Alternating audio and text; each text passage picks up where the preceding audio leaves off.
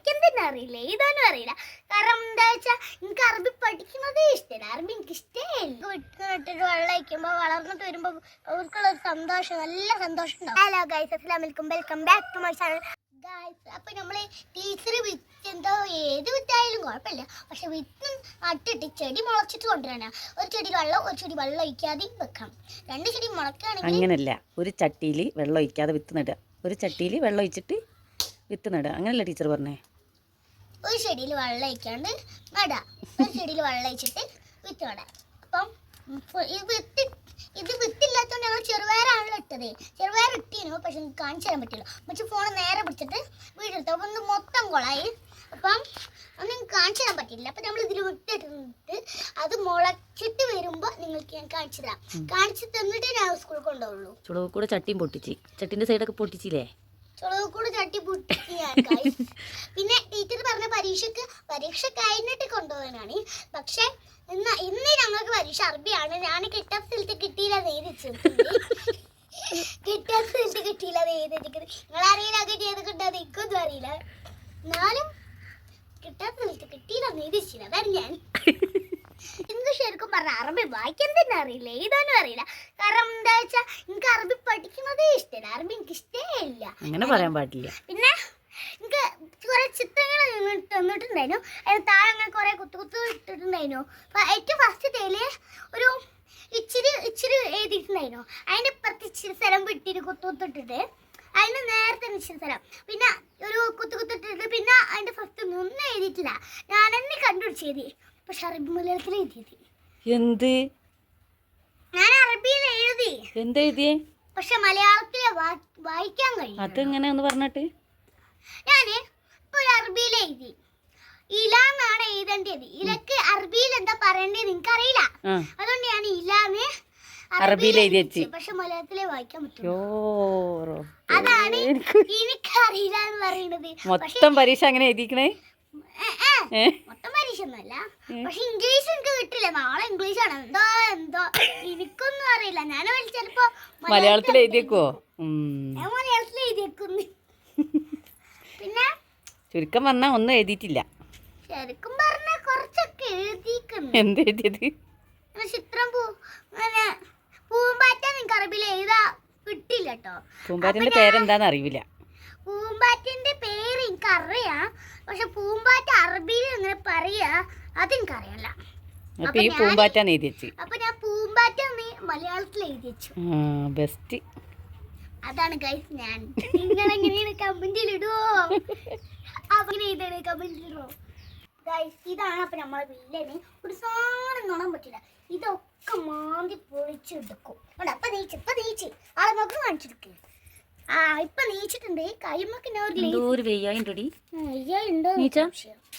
ഇതെങ്ങനെ കിടക്കണേ? ഒരു വെയ്യായി ഇല്ല ഗൈസ്, ഇതാ പോണു. അവിടെ ഇരിക്കണ്ടല്ലോ. എല്ലാം ഞാൻ നശിപ്പിച്ചേക്കും, പക്ഷെ മുഖം കണ്ട നമുക്കൊന്നും ചെയ്യാൻ തോന്നില്ല. അതാണ് ഇതിന്റെ പ്രത്യേകത. ഈ ഒരു പൂച്ച മാത്രമേ ഉള്ളൂ. ഇങ്ങനെ ഞങ്ങൾ ഇതിനെ ഫസ്റ്റ് കണ്ടപ്പോൾ മച്ചക്ക് വാലൊക്കെ ഇഷ്ടമായി. അതുകൊണ്ട് ഇപ്പൊ ഞങ്ങള് അപ്പൊ തന്നെ ഇതിന് മീനെടുത്ത് കൊടുത്തു. എൻ്റെ താത്തേനെ ആട്ടാൻ നോക്കി, പക്ഷെ ഞാൻ സമ്മതിച്ചില്ല. അതുകൊണ്ട് ഇത് എപ്പോൾ നോക്കിയാലും ഞങ്ങൾ അടുത്ത് വിഷമിട്ട് ഇങ്ങോട്ട് വരും. ഇങ്ങോട്ട് ഇച്ചിരി നേരം ഇവിടെ നിന്നിട്ടേ പോവുള്ളൂ. നമ്മൾ ഇന്നലെയാണ് ഈ ചെടിയൊക്കെ നട്ടത്. വൈകുന്നേരമാണ് നമ്മൾ വെള്ളം ഒഴിച്ചെടുത്തതൊക്കെ. പൂച്ച മാന്തിയെന്ന് വിചാരിച്ചിട്ട് നമ്മൾ നേരെ കൊണ്ടുവന്ന് വെച്ചിരിക്കുന്നത്. കുരങ്ങ് മാന്തിയിട്ടില്ല ഇനി ഭാഗ്യം. ഇന്ന് നമ്മൾ വെള്ളം ഒഴിക്കാൻ പോവാണ്. വെള്ളം ഒഴിക്കാത്ത ഇച്ചിരി മുളച്ചീനോ മുളക്കുണ്ട്. വെള്ളം ഒഴിക്കും. ഇത് കയ്യിൽ ഇച്ചിരി ഇങ്ങനെ വെച്ചിട്ട് ഇങ്ങനെ ആക്കി കൊടുത്താൽ മതി. നന്നായിട്ട് ഇതാക്കി കൊടുത്താൽ ഞങ്ങൾക്ക് പൊങ്ങി നിൽക്കും കേട്ടോ. ഇനി ഫസ്റ്റ് താത്തി വെച്ചോണ്ട് മേലേക്ക് വന്നിക്കുന്നു കുറെ. സാരില്ല, അവിടെ നോട്ടെ. സാരില്ലടൂ, വെള്ളം ഒഴിക്കാതെ നട്ടത് മുളച്ചിക്കുന്നല്ലോ കുഞ്ഞു. എന്തോ തൊടണ്ടടി. എന്താ കാട്ടുന്നത്? അമർത്തരുത്. വെള്ളം ഒഴിക്കും. അങ്ങനെ വയ്ക്കരുത്, കയ്യിലാക്കിയിട്ട് വയ്ക്കും.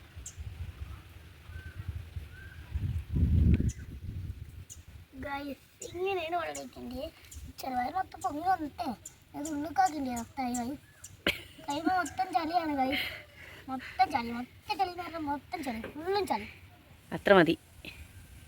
അമർത്തല്ലേ, അമർത്തി അത് മുളച്ചു വരില്ല.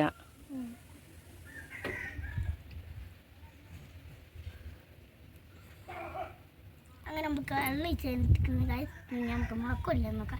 ഞാൻ എൻ്റെ കൈ ചളിയായിരുന്നു, ഞാൻ അറിയാണ്ട് ഈ ക്ലാസ്സിൻ്റെ ഒരു മൊത്തം ചളി നമുക്കൊന്ന് കഴുകി തരുമ്പോൾ തീരെ വയ്യ ഞങ്ങളിപ്പോൾ നല്ല പണിയാണ്. പക്ഷേ ഹോസ്പിറ്റലിൽ പോകാൻ മാറ്റി തന്നത്. അപ്പോഴാണ് ചെറുപയർ വെള്ളം ഒഴിച്ചിട്ടില്ല അത് പറഞ്ഞത്. അപ്പോൾ വെള്ളം ഒഴിക്കാൻ പറ്റും. നമ്മൾ ചെറുപയർ നട്ടിട്ട് 3 ദിവസമായി. ഒഴിക്കാൻ പോവാണ്, എന്നിട്ട് വേണം ഹോസ്പിറ്റലിൽ പോവാണ്. നല്ല പനി, നല്ല രാത്രി ഛർദ്ദിച്ചു ചെയ്ത്. മെല്ലെ വയ്ക്കട്ടോ.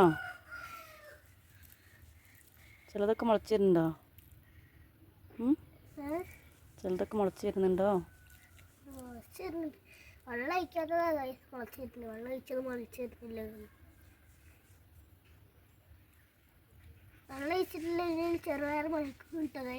പക്ഷെ തന്താനൊന്നും അറിയില്ല. ഉണ്ടോ വെള്ളം ഒഴിക്കാതെ അത് മുളച്ച് നിൽക്കുന്നടി.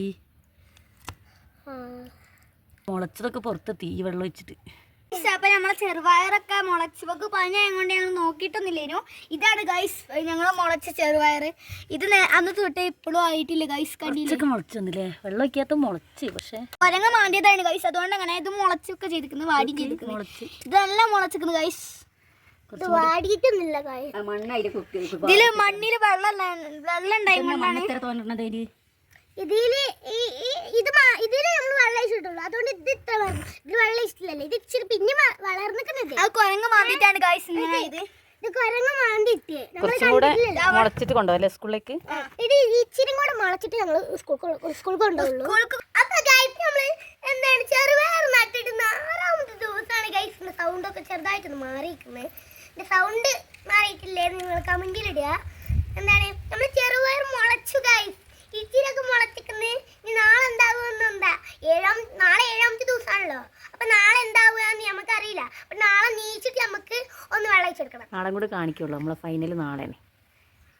അപ്പൊ ഗൈസ് നാളെയും കൂടെ ഞങ്ങൾക്ക് കാണിച്ചു തരാൻ പറ്റുകയാണെങ്കിൽ കാണിച്ചു തരാം. എനിക്ക് ചെറുതായിട്ട് പനി ഉണ്ടെങ്കിൽ കാണിച്ചു തരാൻ പറ്റൂല കേട്ടോ.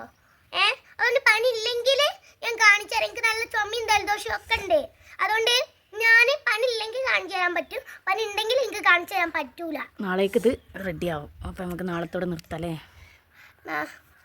കാണിക്കാം. നല്ല ഒഴിക്കണം. വെള്ളം മേലെ കൂടെ ഒഴിക്കല്ലേ ഗൈസ്. അടിപൊളിയായി വന്നിക്കുന്നു. കണ്ടില്ലൊരു മരം മുളയ്ക്കുന്നേ. മരം മുളയ്ക്കാൻ ചാടി പോകുന്നുണ്ട്. മതി മതി മതി മതി മതി. നിങ്ങൾക്ക് നട്ടിട്ട് സന്തോഷമായി ഗൈസ്. അവനാൻ നട്ടിട്ട് അവർക്ക് മുളച്ച് വരുമ്പോൾ എന്തൊരു സന്തോഷം ഉണ്ടായത്. എനിക്ക് ഇപ്പോൾ ഭയങ്കര സന്തോഷം ഇത് മുളച്ച് വന്നപ്പോൾ. ഇനി നാളെ സ്കൂൾ തുറക്കണമെങ്കിൽ നാശമായിട്ടുണ്ടാവും. അപ്പോഴും വിഷമം ഉണ്ടാവും. നമ്മളെ ചെറുപയർ നട്ട് നമ്മൾ വലിയതായിക്കുന്ന ഇച്ചിരി വലുത് മുളച്ചിക്കുന്നത്. ഇനി ഓരോ വീട്ടിലും നമ്മളത് ട്രൈ ചെയ്ത് നോക്കുക. ഓരോ വീട്ടിലും ഇങ്ങനെ മുളച്ച് വരുമ്പോൾ അവർക്കുള്ള സന്തോഷമേ. 8ാമത്തെ ദിവസമാണ് ഇത് ഇത്രയും മുളച്ച് വന്നത്.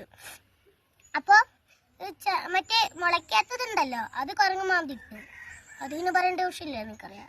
നമ്മൾ വിത്ത് നട്ടിട്ട് നമ്മൾ ഒറ്റയ്ക്ക് വിത്ത് നട്ടിട്ട് വെള്ളം ഒഴിക്കുമ്പോൾ വളർന്നിട്ട് വരുമ്പോൾ അവർക്കുള്ള ഒരു സന്തോഷം, നല്ല സന്തോഷം ഉണ്ടാവും. അപ്പോൾ ഇത്രയൊക്കെയുള്ള വീഡിയോ ഇഷ്ടപ്പെട്ടാൽ ലൈക്ക് ചെയ്യുക, ഷെയർ ചെയ്യുക, സബ്സ്ക്രൈബ് ചെയ്യുക. ബൈ.